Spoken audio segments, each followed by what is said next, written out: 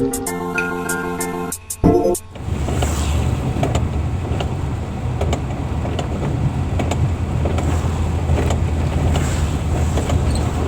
kesopanan.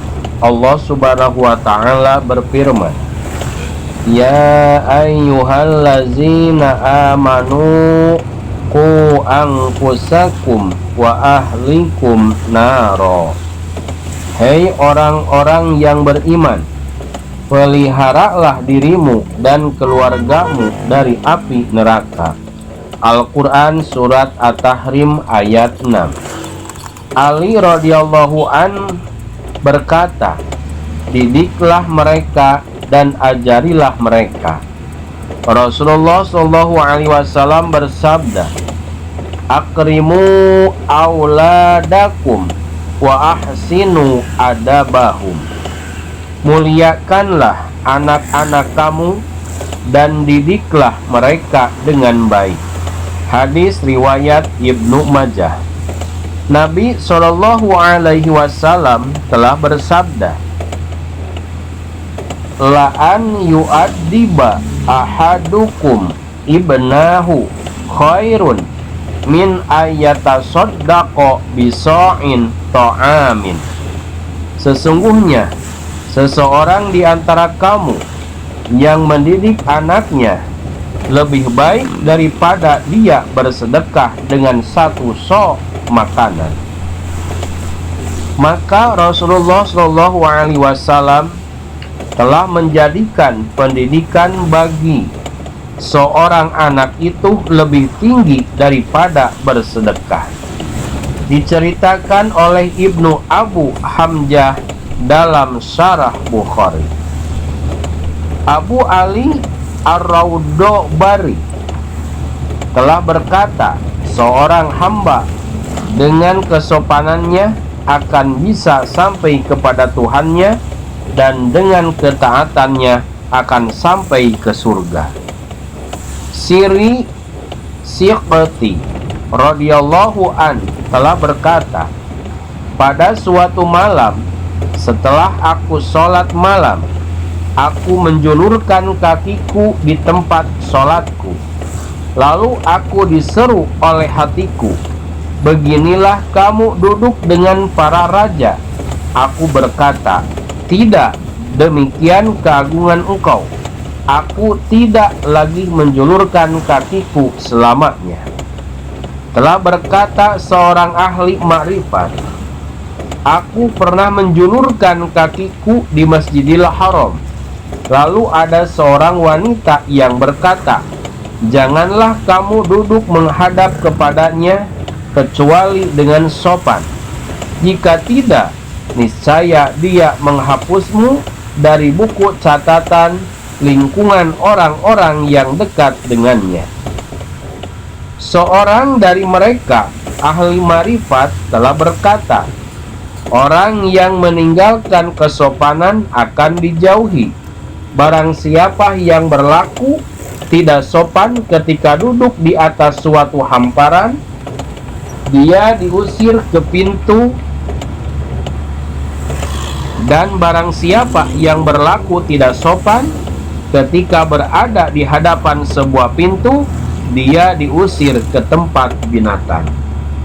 Seseorang dari ahli marifat itu berkata, barang siapa berlaku sopan dengan tata kesopanan orang-orang yang soleh, dia pantas untuk diberi hamparan mahabbah cinta. Barang siapa berlaku sopan dengan tata kesopanan para siddiqin, dia pantas untuk diberi hamparan musyahadah. Abu Yazid Al-Bustami radhiyallahu an berkata, telah datang kepadaku berita tentang sifat-sifat seorang ahli ibadah. Lalu aku bermaksud berkunjung kepadanya. Aku melihat dia meludah ke arah kiblat, maka aku tidak jadi mengunjunginya karena dia tidak bisa dipercaya terhadap salah satu kesopanan syariat yang seharusnya diamalkan. Dengan demikian, bagaimana dia bisa dipercaya terhadap rahasia-rahasia ilmu yang dalam. Rasulullah Shallallahu Alaihi Wasallam telah bersabda, "Man tafalla tijarohal kiblata jaa yaumal kiamati watuf latuhu baina ainaihi." Barang siapa yang meludah ke arah kiblat, dia datang pada hari kiamat dengan ludahnya berada di antara kedua matanya.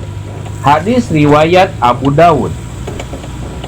Diriwayatkan dari Abu Umamah radhiyallahu an bahwa Nabi Shallallahu Alaihi Wasallam bersabda, "Innal abda idza qomas sholati futihat lahul jannatu wa kusifan lahul hujubi bainahu wa baina rabbihi wastaqbalahul hurul aina malam yatakhot au yatanakho." Sesungguhnya apabila seorang hamba telah diberi untuk sholat, sesungguhnya apabila seorang hamba telah berdiri untuk sholat, dibukakan baginya surga dan dibukakan darinya tirai-tirai yang menghalangi antara dia dengan Tuhannya, dan dia dijemput oleh bidadari selama dia tidak beringus atau berdahak. Hadis riwayat Tabrani radhiyallahu an. Nabi Shallallahu Alaihi Wasallam telah bersabda, "Akramul majalisi mastaqbala bihil qiblatu."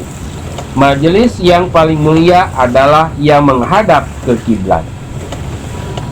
Nabi Shallallahu Alaihi Wasallam telah bersabda, "Inna likulli syai'in sayyidan wa inna sayyidal majalisi qiblatul qiblati." Sesungguhnya bagi tiap-tiap suatu perkara terhadap pimpinannya, dan sesungguhnya pimpinan majelis adalah yang mengarah ke kiblat. Nabi Shallallahu Alaihi Wasallam telah bersabda, "Inna likulli syai'in syarafan wa zinatul majalisi istiqbalul qiblati." Sesungguhnya bagi tiap-tiap perkara terdapat kemuliaannya, dan hiasan majelis-majelis adalah mengarah ke kiblat. Seorang dari mereka, seorang yang soleh berkata, "Allah Subhanahu wa Ta'ala tidak sekali-kali menghilangkan perkara yang berat kepadaku dan memberikan perkara yang berguna bagiku, melainkan dalam keadaan menghadap ke kiblat." Dalam sebuah hikayat diceritakan, ada seseorang yang mengajar dua orang anak belajar Al-Quran. Kedua anak itu usia dan kepandaiannya sama. Namun salah satu dari mereka ketika membaca Al-Quran selalu menghadap ke kiblat dan mampu menghafal Al-Quran sebelum temannya dengan jarak 1 tahun. Ahli tasawuf, ahli sufi berkata, semoga Allah Subhanahu wa Ta'ala menjadikan kita orang-orang yang berguna berkat ucapan mereka. Apabila mahabbah telah benar-benar sah, jatuhlah tata kesopanan. Mereka mengemukakan alasan sebagai berikut. Ada seekor burung jantan tertarik kepada seekor burung betina. Burung betina itu masuk ke istana Sulaiman alaihissalam. Burung jantan berkata, jika kamu tidak keluar, aku akan membalikkan istana Sulaiman ini agar menimpa Sulaiman.